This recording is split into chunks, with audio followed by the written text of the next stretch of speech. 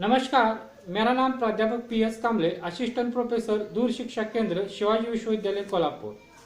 आज हम BA भाग 1 और BCom भाग 1 हिंदी आने वाले पेपर के इकाई 2 कविता कहानी तथा यात्रा वृत्तांत लेकर इसका सारांश पर चर्चा करेंगे। पिछले कुछ वीडियो में हमने BA भाग 1 और BCom भाग 1 के इकाई 2 में से कविता कहानी तथा यात्रा वृत्तांत पर विस्तृत चर्चा की है। आज जो उसका सारांश है आज के इस वीडियो में उस पर हम चर्चा करेंगे। एक कविता लेखन में भाव या विचार कार्यरत होते हैं। एक कविता में ही अंतर्निहित होते हैं। कविता में भाव, बुद्धि, कल्पना और शैली का कलापूर्ण समन्वय होता है। भाव ही कवि कल्पना का प्रेरक तत्व है जो कवि कल्पना को साक्षात करता है। यानी कि कविता में भाव प्रमुख होते, विचार प्रमुख होते, भाव ही कल्पना का प्रेरक मूल जो होता है वो कविता में भाव होता है। आगे के जो है तो मानव जीवन में दूसरा पॉइंट है, मानव जीवन में मानवता या मानवीय मूल्य सर्वोपरि होते। हमारे जीवन में मानव के जीवन में मानवीय मूल्य है वो उच्च स्थान पर होते, प्रमुख स्थान पर होते। यही मूल्य सार्थक होते जो कि साहित्य या काव्य के केंद्र में निहित होते। जो साहित्य या काव्य जो लिखा जाता है मानवीय मूल्यों का उद्घाटन करने के लिए, मानवीय मूल्यों का स्थापित करने के लिए लिखा जाता है। यही मूल्य उसके केंद्र में होते हैं। मानवीय मूल्य ये साहित्य के माध्यम से समाज में विवेक पैदा करने की दृष्टि से सहायक होते हैं। जो मानवीय मूल्य साहित्य में आते हैं वही समाज में एक विवेक पैदा करने में सहायक होते हैं। इन्हीं मानवीय मूल्यों को बचाने या उसका प्रचार प्रसार करने की दृष्टि से काव्य का महत्व होता है। आखिरकार साहित्य की उपयोगिता इंसान को इंसान बनाने में ही होती है।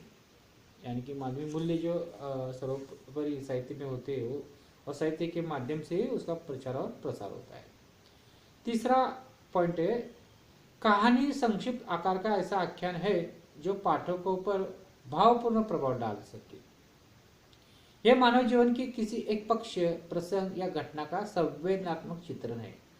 यह घटना, प्रसंग मौलिक जगत या मानसिक जगत से उठते हैं और कहानी के माध्यम से आकार लेते हैं। कहानी एक संक्षिप्त व्याख्यान है, एक प्रसंग हो, घटना हो, उस पर लिखी जाती है। संवेदनात्मक चित्रण है, संवेदना मन में जो भाव कवि के, लेखक के कहानी का जुड़ता है वही भाव के आधार पर वो लिखता है, वो पाठक तक पहुंचाता है। वो कहानी का विषय कहाँ से आता है? मानसिक जगत से, यानी कि हर एक इंसान की जो मनोदशा होती है उसके से, या जो बाहरी जगत है उस जो घटना घटित है उसके आधार पर आती है और ये कहानी के माध्यम से हमारे सामने चित्र रूप में साकार हो जाए। यानी कहानी एक संक्षिप्त छोटे एक घटना पर या प्रसंग पर लिखी जाती है। चौथा पॉइंट है, कहानी मानसिक रहस्य को खोलती है। जो हमारे मन में, अंतर्मन में कुछ जो भावना है वो मानसिक रहस्य को खोलती है। जीवन के मार्मिक पक्षों का उद्घाटन करती है। जीवन के जो सटीक या मार्मिक प्रसंग है उसका उद्घाटन करती है। जीवन के सत्य साक्षात कराती है। जो भी सत्य है उसे साक्षात्कार उसका होता है। मानवीय चरित्र का उद्घाटन करती है। जीवन की विभिन्न समस्याओं को उठाती है और उसका समाधान भी प्रस्तुत करती है। इन सभी तथ्यों की दृष्टि से कहानी का साहित्य में महत्व और उपयोगिता अनिवार्य रूप से है। कहानी क्या क्या करती है? कहानी हमारे जो मानवीय चरित्र है उसका उद्घाटन करती है। जो भी हमारे जीवन की समस्या है उस पर कहानी में चर्चा की जाती है, उस पर कहानी लिखी जाती है और सिर्फ लिखी जाती नहीं, उसका समाधान, उसका जो है वो कहानी के माध्यम से वो समस्या कैसे हल की जाए उसका भी जो है वो भी बताया जाता है। जिसमें जो उपाय है वो भी बताए जाते हैं। यानी कहानी ये जो है ये इस तरह से महत्वपूर्ण है। पांचवा पॉइंट है, देश विदेश में घटित घटना, देख दृश्य प्राप्त अनुभूतियों का वृत्तांत लिखना ही यात्रा वृत्तांत है। यात्रा वृत्तांत क्या है?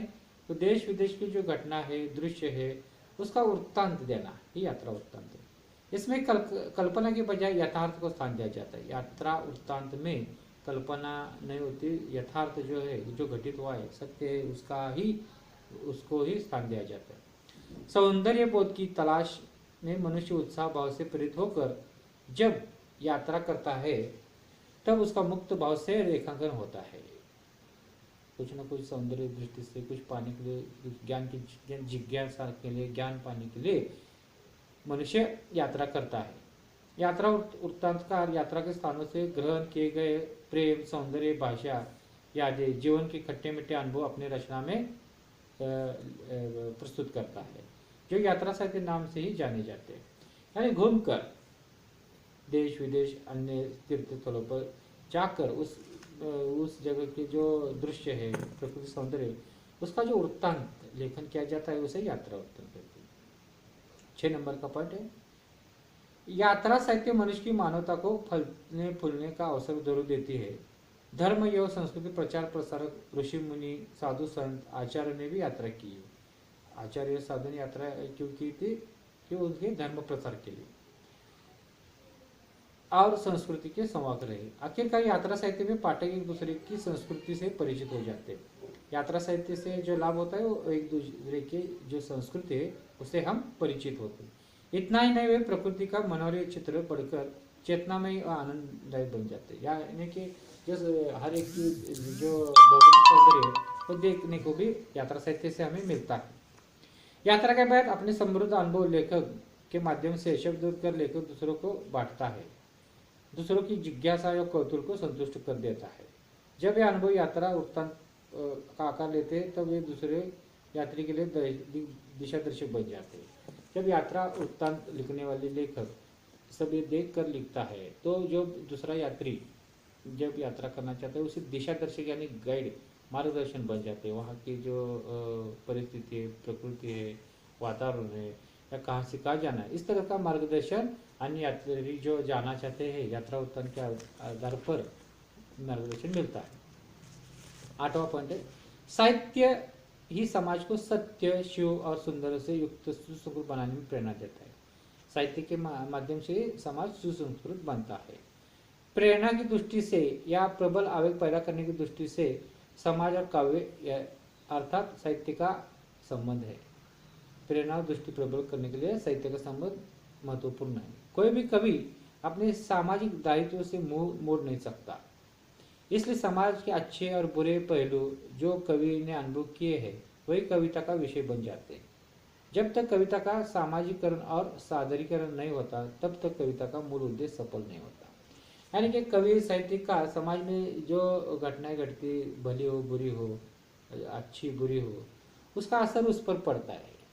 जो अच्छे का संरक्षण करने के लिए, अच्छे को बढ़ावा देने के लिए, बुरे का खंडन करने के लिए कवि और साहित्यकार साहित्य लिखता है। 9वां नंबर का पॉइंट है, कवि के मन मस्तिष्क पर राजनीतिक चिंतन की गहरी छाप हो तो वह अपनी कविता में राजनीतिक विचारों को पहल करता है। जब कवि या रचनाकार पर किसी राजनीतिक संगठन का प्रभाव हो तो अपने काव्य में वो ही उसका वर्णन करता है। ऐसे पहल के माध्यम से कवि का राजनीतिक दृष्टिकोण अभिव्यक्त होता है।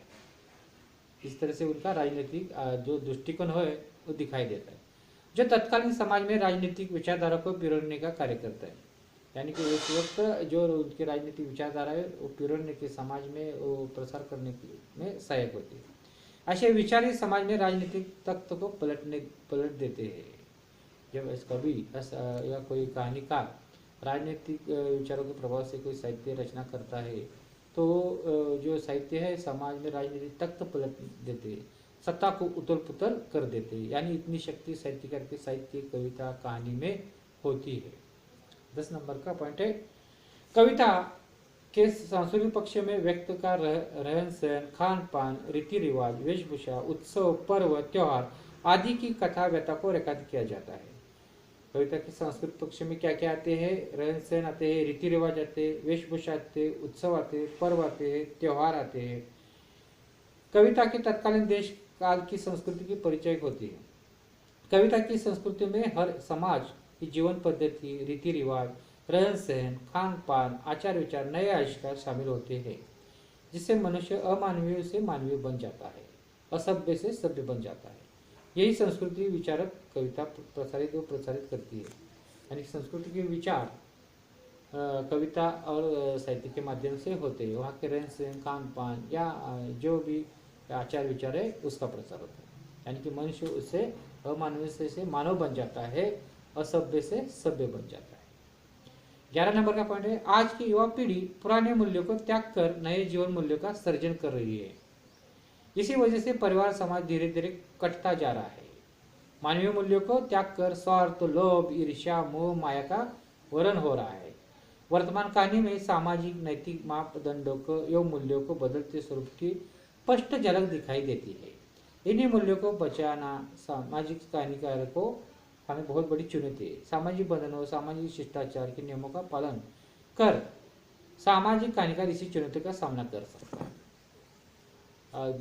12 नंबर का मुद्दा है, आज कहानीकार सत्ताधारियों का दोगलापन, चुनावी षड्यंत्र, स्वार्थांधता, मनमानी, अन्याय, अत्याचार, अराजकता जैसे प्रवृत्तियों पर अपनी कहानी से प्रहार करने लगा है।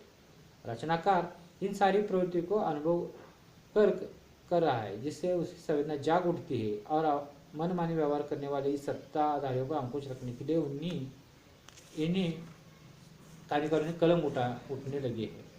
कई कहानीकारों ने सेवा के नाम पर मेवा खाने वाले राजनीतियों की भी पोल खोल दी है। यानी कि जो समाज में राजनीति जैसी राजनीति में क्या उथल पुथल मच रही है, भ्रष्टाचार हो रहा है या अन्य अनुचित बातें हो रही है, उस पर आज कहानीकार लिख रहा है और उस पर कलम उठाकर वो लोगों को जागरूक कर रहा है। ये कहानीकार का इसमें महत्वपूर्ण योगदान है। आज सांस्कृतिक विघटन के परिणाम स्वरूप जगह जगह नैतिक मूल्यों की गिरावट आ रही है। नतीजन आम जन अपमान, निराशा, हताशा, दोगली नीति, अवहेलना के शिकार हो रहे। कहानीकार इन्हीं प्रवृत्ति को अपनी अनुभूति के द्वारा अपनी कहानी में अभिव्यक्त कर रहा है। 14 नंबर का जो पॉइंट है, यात्रा साहित्य में सामाजिक परिवेश का यथार्थ चित्रण पाठकों के सामने और विचार करने के लिए बाध्य कर देता है, सामाजिक परिवर्तन की हिमायत भी करती है। 15 नंबर का जो पॉइंट है, यात्रा साहित्यकार अपनी यात्रा के दौरान विदेशी राजनीति, देशी राजनीति की तुलना करते हुए अच्छाई का समर्थन करता है। यात्रा साहित्यकार क्या करता है, विदेशी राजनीति, देशी राजनीति तुलना करते हुए अच्छाई का समर्थन करता है और बुराई का विरोध करता है। देश की राजनीति यदि आम जन पर अन्याय कर रही है तो यात्रा साहित्यकार उसी पक्ष में खड़ा हो जाता है। 16 नंबर का मुद्दा है, यात्रा साहित्य के सांस्कृतिक पक्ष में यात्रा साहित्यकार एक और मनुष्य के आचार, विचार, भावना, मूल्य, विश्वास, मान्यता, चेतना, प्रेरणा, भाषा, ज्ञान, कर्म, धर्म आदि अमूर्त तत्व को मूर्त रूप देता है। तो दूसरी ओर वहाँ का खान पान, वेशभूषा, रहन सहन, मानव जीवन पद्धति और भौतिक जनजीवन सभ्यता को अंकित करता है। दरअसल यात्रा वृत्तांत से सांस्कृतिक आदान प्रदान होता है और इससे वैश्विक स्तर पर मानवीय संबंध और दृढ़ हो जाते हैं। यानी कि जो BA भाग 1 और BCom भाग 1 के अनिवार्य हिंदी के लिए इकाई 2 में कविता, कहानी तथा यात्रा वृत्तांत लेखन, ये जो पाठ है इसका हमने सारांश आज के वीडियो में देखा। पिछले 3 वीडियो में हमने उसका विस्तृत चर्चा इस पर की है, सारांश के रूप में भी देखा है। अच्छे से इन वीडियो का आप अध्ययन करेंगे, इसके साथ ही हमारे दूर शिक्षण का सीम है उसका भी अध्ययन करेंगे तो अच्छे गुण आप प्राप्त कर सकेंगे। तो धन्यवाद दोस्तों।